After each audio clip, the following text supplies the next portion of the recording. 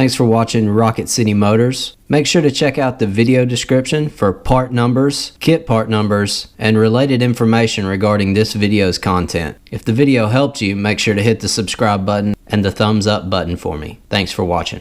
Welcome back. I'm going to change the impeller or water pump in this Evinrude 6 horsepower. First thing we need to do is remove the lower unit from the outboard. But before that, we're going to need to drain the oil out of the lower unit.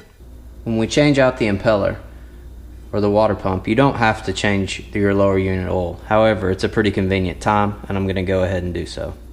You drain the oil out of the lower unit through 2 fasteners. The drain fastener is located here at the bottom or on the skeg, and the top one is located here just above your water inlet. And that's used to remove the vacuum from the lower unit so the oil drains out the bottom. So these can be sometimes rather difficult to get off, so it's helpful to have a pretty hefty flathead screwdriver. I like to take off the lower bolt first, and then once we do the top one. So one thing you notice here is the oil is nice and dark. It's not very milky.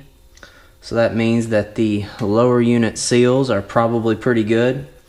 I do see a little bit of water content in there, but however, I've seen a lot worse. But that's something you want to check for.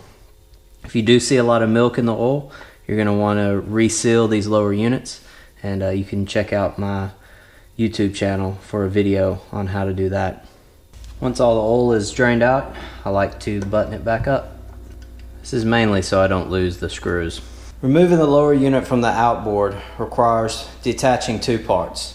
One is the gear case assembly from the main outboard chassis here through 4 bolts. And the second part is there is a shift rod linkage inside here that connects the lower unit gears through a rod up to your forward, neutral, and reverse lever. That has to be removed as well. Step 1 in doing all this is to put the motor in the forward gear. Once you do that, we're going to remove these 4 bolts. We're going to slide this down in order to reveal that linkage, remove that linkage connection, and the lower units should slide on out. These bolts are 10 millimeter.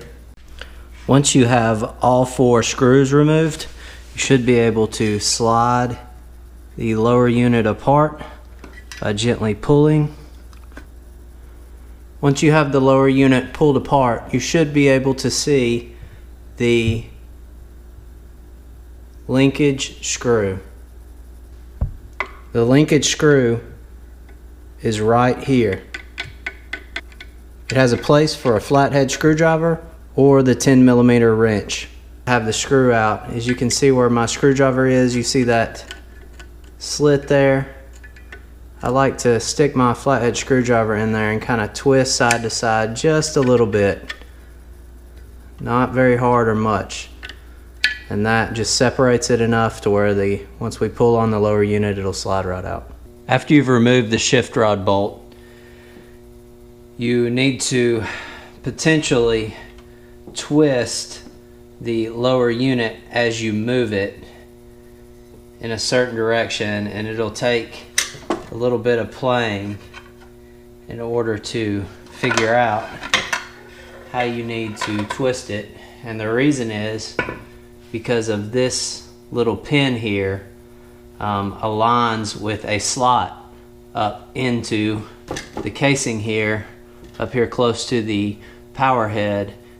This pin here compresses spring up here close to the power head, and so you're going to have to kind of twist the lower unit as you remove it to align this with the slot up here for it to slide out.